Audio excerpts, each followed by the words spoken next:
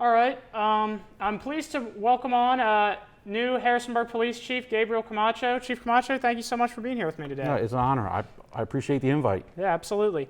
Okay, so before we get into the chief position, I first just want to ask a couple questions about you personally. So I read that you before you came here, you were working in Camden, New Jersey.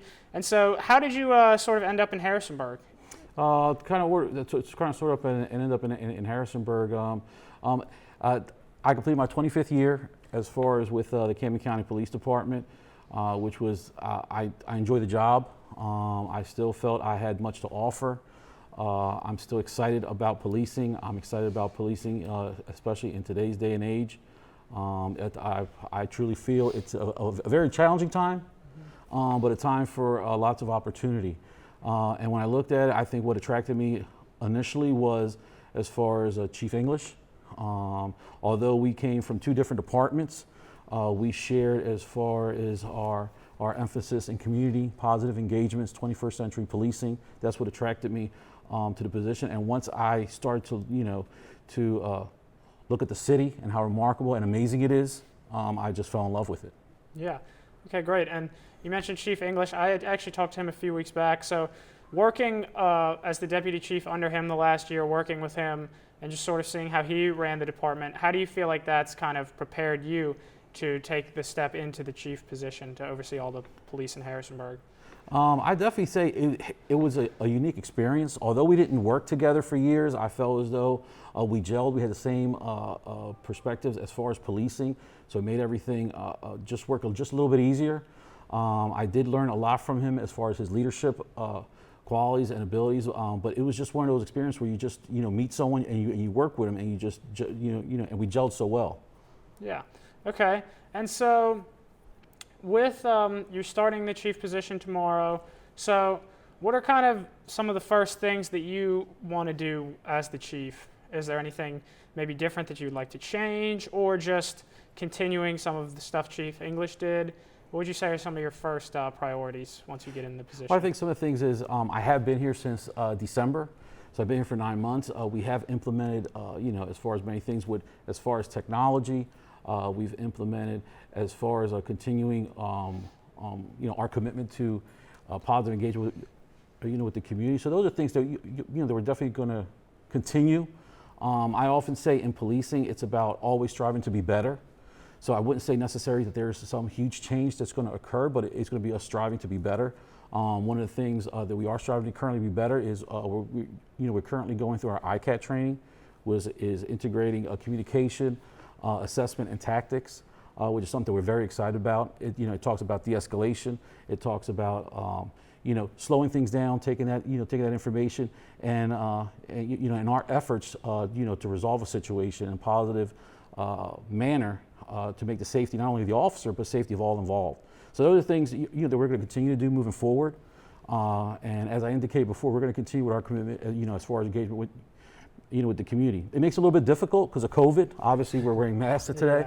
Yeah. But I honestly feel as though it doesn't minimize. I call it our obligation to continue to engage with our community, and we have a great community. So we're going to continue to strive for that. Yeah. Yeah, I was going to say, I know one of the things Chief English talked about, because I guess they'll kind of lead me in. So with everything that's happened, obviously, in the last few months with protests around the country and relations between citizens and police are probably the worst they've been in a while. But I know Chief English said all the protests in Harrisonburg and everything have been peaceful, and he credited that to sort of you guys' relationship with the community. So what other, I know you kind of just touched on this, but what other sort of things do you think are the key to you guys maintaining the relationship, especially in Harrisonburg with such a diverse community? I mean, definitely one huge thing is to listen. I mean, so often in policing, I've been doing this for 25 plus years now. So often policing was seen a lot different. And I kind of go back to Robert Peel, where he says, the police are the people and the people are the police. And we always had, and we always needed to remember that. And by remembering that, we need to listen to our community and continue with manners to better engage. One effort that we just recently done is just to know that 20% of our population is Hispanic. So I think we need, as a police department, to create more of an effort in doing that. So one thing that we actually did is we actually have a Hispanic Facebook page now. It's a way for us to engage, and reach out to our Hispanic community. So things like that. Like I said, I look at policing as a marathon. It's not a race. We're not trying to get to the end line, to the finish line and say, here we are. It's a marathon, and we just continue, and it's always about being better. Yeah, absolutely. Okay, and so with the other big thing that's been happening, obviously with COVID, as you said, we're wearing masks. So what do you think are some of the biggest challenges of stepping into the position at a time where it's a pandemic and you maybe can't do things the same way that you have in the past? Well, I think those are times that we have to be more creative. I mean, one great example of that was our community convoy. That was something that was, basically thought of it's not what should we do, it's what do we have to do to engage with our community.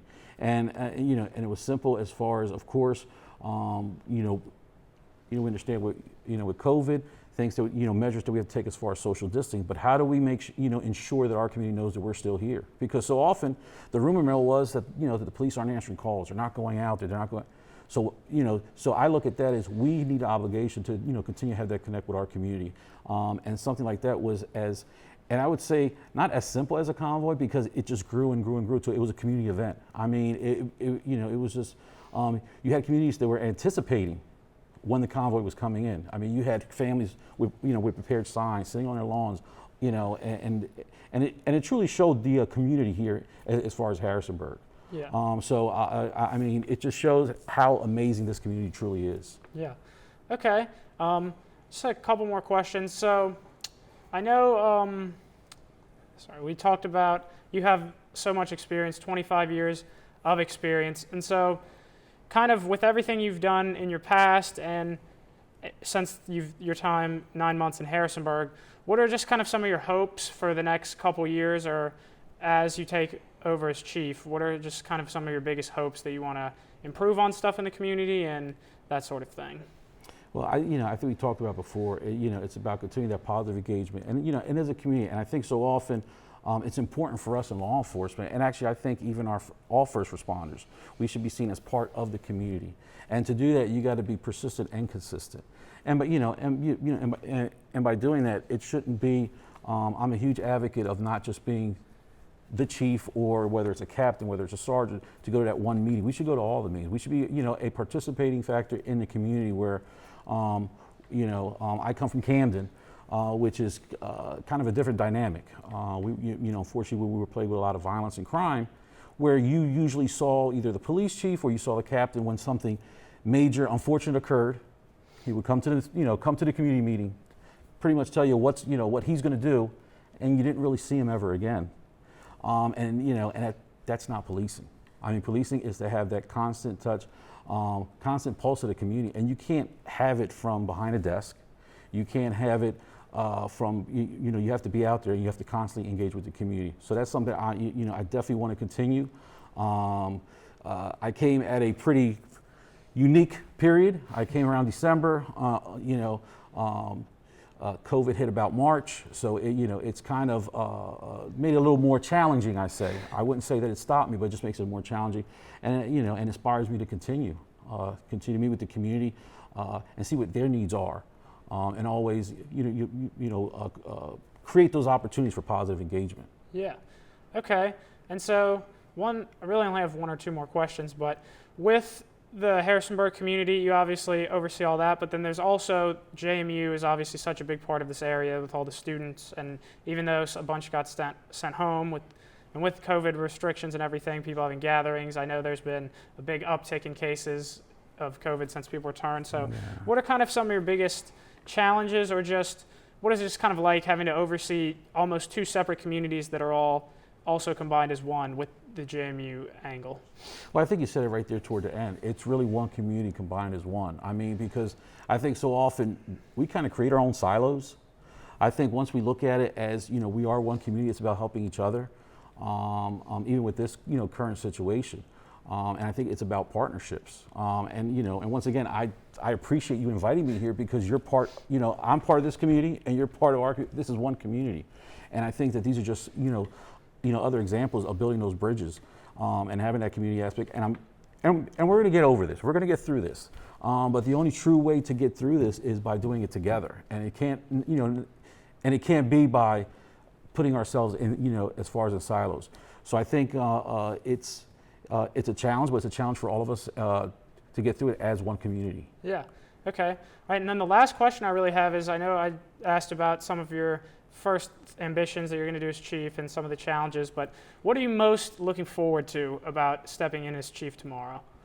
I'm looking forward to, as far as, it's a huge responsibility. It's about accountability, and and I welcome it.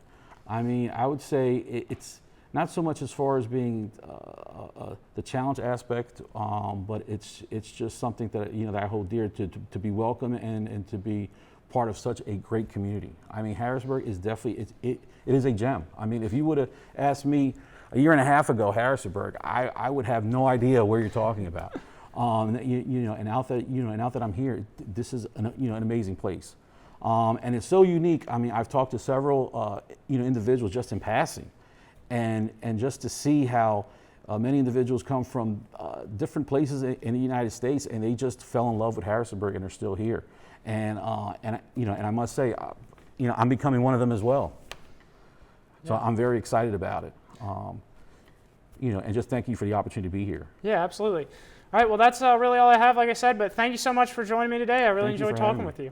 Oh, definitely. And I also would like to have you, to invite you with our ICAT training that we are having it on Tuesday. So I would love for you guys to come out and see what we're doing, because I think that that's part of it too. I think so often, as police departments, we also have an obligation to share what we're doing positive, whether it's our training, engaging with our community, and that transparency. So I would also like to invite you to come out on Tuesday and and see what we're doing with our ICAT training. Yeah, definitely. We'll have to check that out. All right, great. Thank you so much. Thank you for having me. Yep.